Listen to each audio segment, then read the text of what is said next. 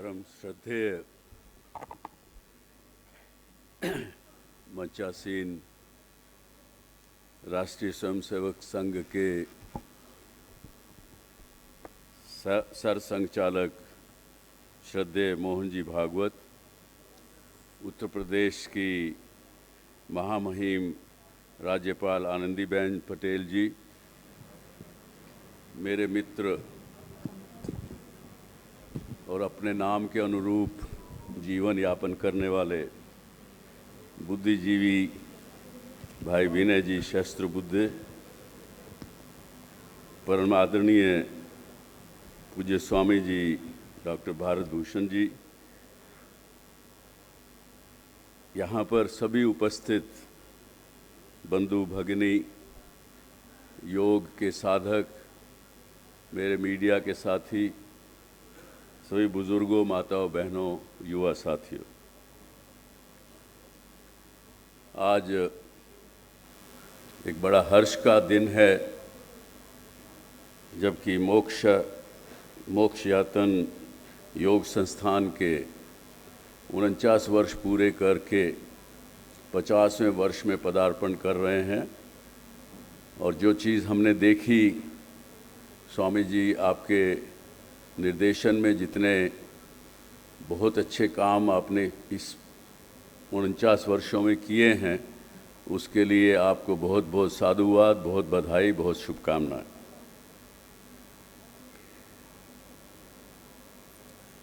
मैं योग का बहुत गहन साधक तो नहीं हूँ, परंतु अपने शरीर और मन को स्वस्थ रखने के लिए सुबह ज़रूर थोड़े समय योग करते हैं। और योग का जो महत्व मैंने समझा है और जो यहाँ आज के गीत में बच्चों ने सिखाया, बताया कि शरीर, मन और अपने अंदर जो चेतना चल रही है उसका योग, उन तीनों का योग करके और अपने अज्ञान को दूर करके ज्ञान के माध्यम से इस जन्म मरण के भवचक्र से दूर निकल के मोक्ष प्राप्त करना, यही मुझे समझ में आया। और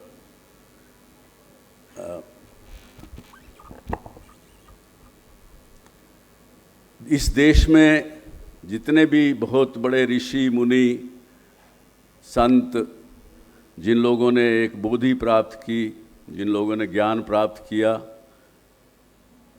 उन लोगों ने जो अपनी बात कही उसको मैं 2 मिनट में यहाँ प्रस्तुत करना चाहूँगा, क्योंकि ये तो बात स्वामी जी भी आपको बताएंगे कि अंतोतया तो मोक्ष की प्राप्ति आपको स्वयं ही चल के करनी पड़ती है। कोई ऐसे साधु संत अपना रास्ता आपको ज़रूर बता सकते हैं, लेकिन चलना आपको खुद ही पड़ता है। लेकिन जिस व्यक्ति को बोधि प्राप्त हुई, उन्होंने यही कहा कि अज्ञान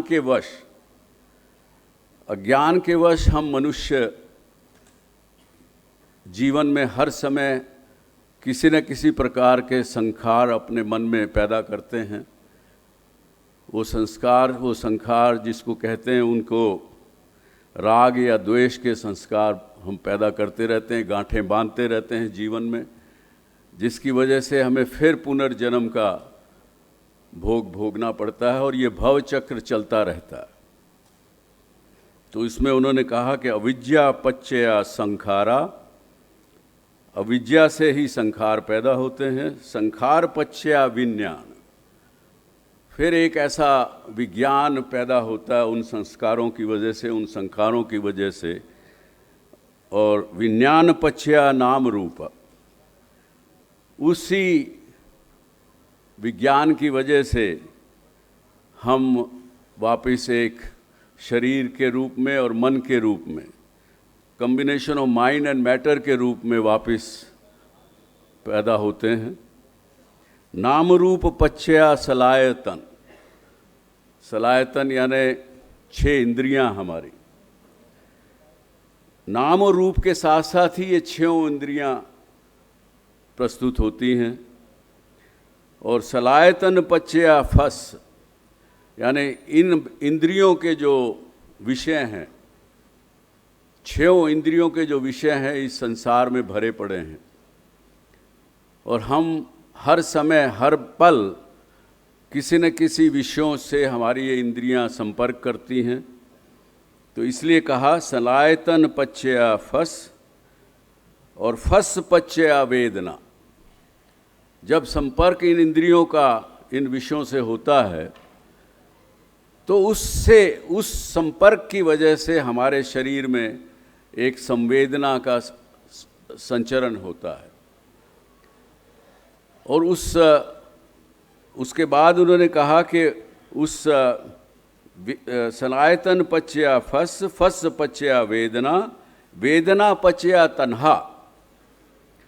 तन्हा को यहाँ माना कि शरीर में सुख और दुख दोनों तरह की अनुभूतियाँ हमें महसूस होती हैं उस संवेदना के कारण, और उस सुख के कारण हम राग की तृष्णा जगाते हैं, और दुख अगर हमें वो वेदना बुरी लगती है तो उसके कारण हम द्वेष के संकार अपने अंदर पैदा करते हैं। वेदना पच्चया तन्हा, तन्हा पच्चया उपादान।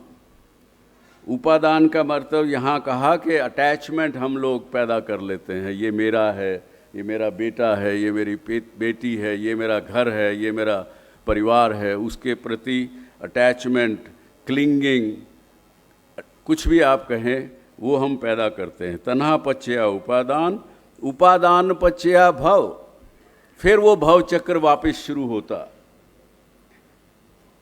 और उस भव की वजह से भव पच्चया जाति, जाति को जन्म से जोड़ा यहाँ, भव पच्चया जाति, जाति पच्चया जरा मरणंग शोक परिदेय दुख दोमनस्य उपायासा संभवंती।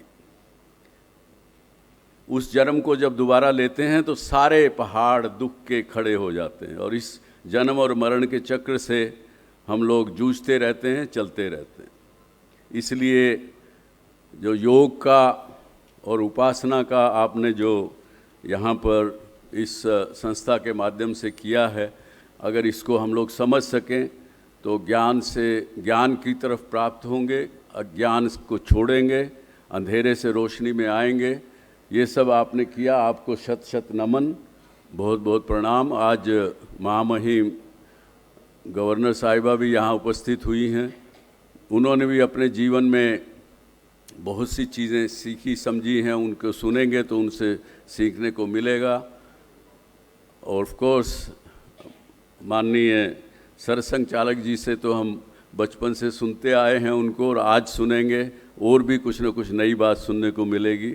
इसके साथ साथ आपने सब ने मुझे यहाँ बुलाकर आदर मान दिया, उसके लिए बहुत बहुत आभार, धन्यवाद। जय हिंद।